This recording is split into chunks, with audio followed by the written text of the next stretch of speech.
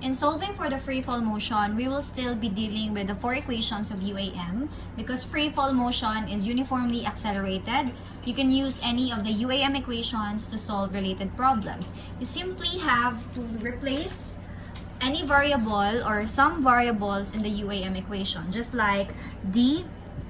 So d in our UAM stands for distance. So in free fall motion, all of the variables in d you just have to change it into y, so that you will be noted that we are dealing in the vertical location. And then we have a. Change a for acceleration into g, which stands for the acceleration due to gravity, which has a constant value of 9.8 meter per second square.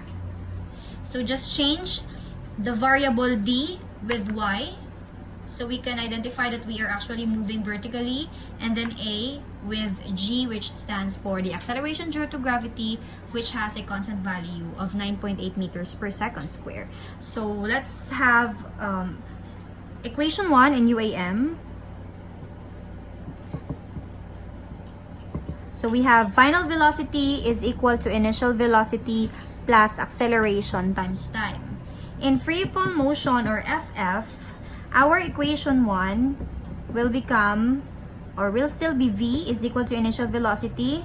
So instead of plus, we write it minus. And then a will be changed into g, which stands for acceleration due to gravity. And then just copy the time.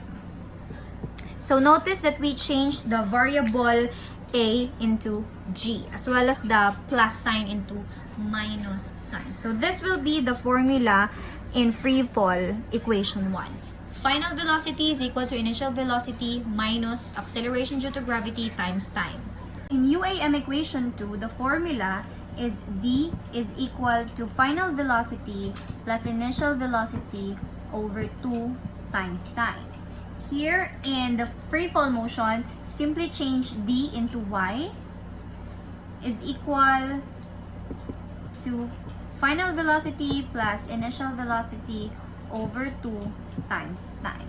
So this will be the formula of free fall motion equation 2. So in equation 3, the formula is d is equal to final velocity squared minus initial velocity squared over 2 times a, or acceleration. Here in free fall motion equation 3, simply change d into y is equal to final velocity squared minus initial velocity squared over 2 times change a into g. So this will be the formula of free fall motion equation 3. In UAM equation 4, the formula is distance is equal to initial velocity times time plus 1/2 acceleration times time square.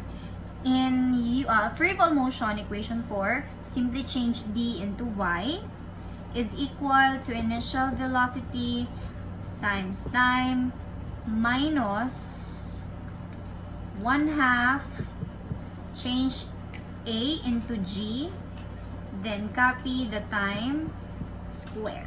So this will be the formula of equation 4 in the free fall motion. Let's have a sample problem in solving for free fall motion. Suppose you have thrown a ball upward on the top of a cliff with a speed of 29.4 meters per second. Compute its velocity after 1 second. So first step in solving for free fall motion is you have to write all of the given so we can identify the unknown variable. So we have the initial velocity of 29.4 meters per second and the time, which is 1 second, and for the constant value of g, or acceleration due to gravity, which is 9.8 meters per second square. So these are the given variables in the problem. So the formula, or the appropriate formula to use in solving for this problem, is free fall equation number 1.